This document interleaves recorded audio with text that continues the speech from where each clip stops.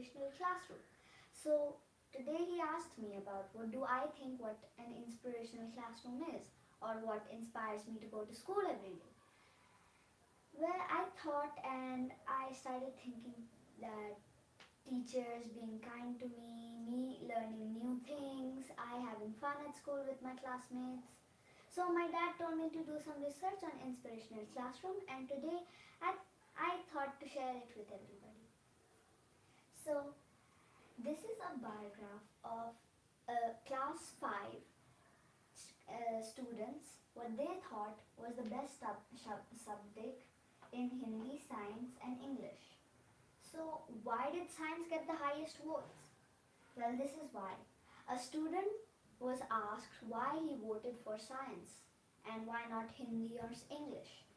Well, the student replied that I like science because it's more free and fun to learn. It is vast and we can get to know about history, the earth, solar system and so much more. But it's not necessary about the subject, and everything that's underlined yellow is the reason that student likes science. Well, the student likes science. After scientists research that the student liked science, actually 50% of the students like science because of the teacher teaching science. So it's not necessary that it's free, fun and vast, it's the teacher how she teaches them. This is the 10 points of how to make an inspirational classroom. The first, relate topics with daily life. The teacher might be taking examples about their daily life, like supposing if the teacher is teaching them about solar system, she will take the example of universe, space and the stars which they see every day at night. Then we have subjects related trips, like field trips. Even I go to many field trips which are really fun, but we end up learning a lot out of them. Then, play related games. Play related games to the subject. Like I used to play games upon stars and matching solar systems, matching the planets and other celestial bodies with their names. Then don't be very strict with the children, because I also have experienced that whenever teachers be really strict with you, you don't get to think about it again and again. Then you should do things that students like. Like you should relate all what you teach about what the students' hobbies are. Like you can, if the teacher tells you to draw the solar system and that student likes you to draw, he would find it fun to learn about solar system. Then use catchy phrases to memorize. I used to use a lot of catchy phrases to memorize the countries, their cities and capitals. Then have fun ways of teaching.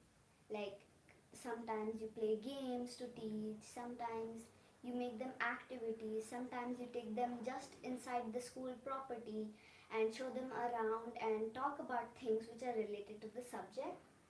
Then give less homework so the student can spend time researching and finding new things about that topic.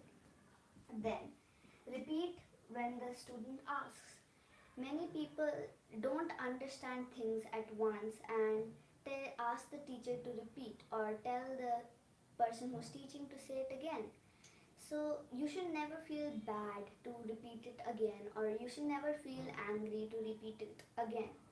Then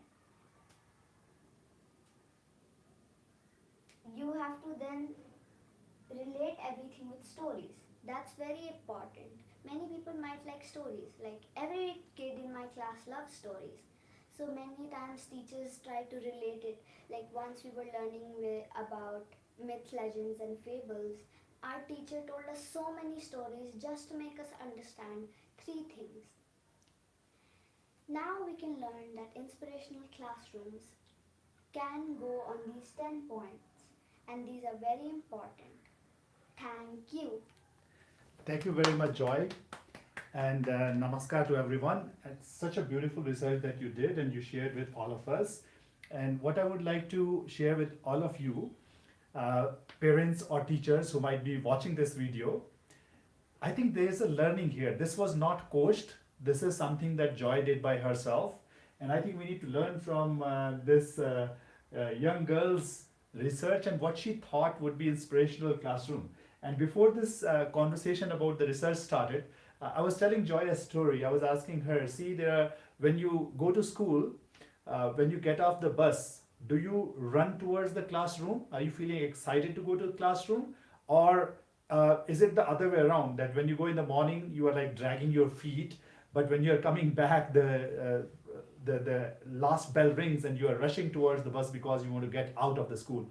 And what we need to do differently so you actually get excited to go to school? And there are the 10 beautiful highlight points that Joy mentioned. And I hope you will share this video with the parents and teachers, because seeing things from their mind would help us understand what are this young generation, what are they seeking. And this is when we will start invoking the curiosity, seed of curiosity in them, and it will be true learning instead of teaching.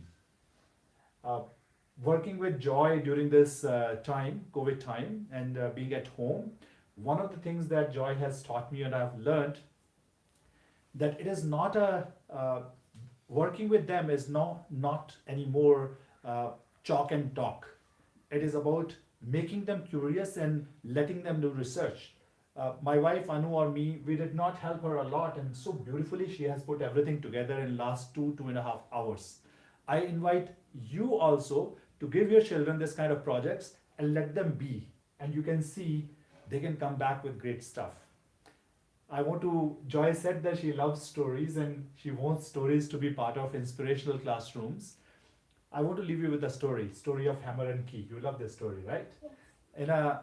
In a locksmith shop, a hammer and key are having a dialogue, and hammer says, "Hey, you key, I have so much of metal in me, I'm so strong, but I'm still unable to open the lock. In fact, when I hit this lock, the lock becomes more stubborn. And you, tiny key, you hardly have any metal in you. You can open this lock so easily. How's that?" Key smiles and says, and what I'm going to say, I think is a lesson all of us parents. Key smiles and says, "See, you are using brute force to open this lock, and that's why the lock is also very stubborn. I know where to tickle this lock's heart. I merely go in, tickle his heart at the right spots, and the lock by itself opens up." I hope the research that Joy has shared with you and these stories and overarching thoughts that I've shared with you will inspire you to create a learning environment in your home. And if you are a teacher, I think students are very soon going to ask you, why should I come to classroom when I can do everything sitting at home? And one thing we can do by creating inspirational classrooms, curiosity provoking classrooms, related classrooms that are full of activities, story, participation, that we can inspire these kids to come back to school whenever the school starts. Joy, thank you very much, beta. It was such a learning, and thanks for doing all this research and sharing with everybody else. Thank you. Thank you very much.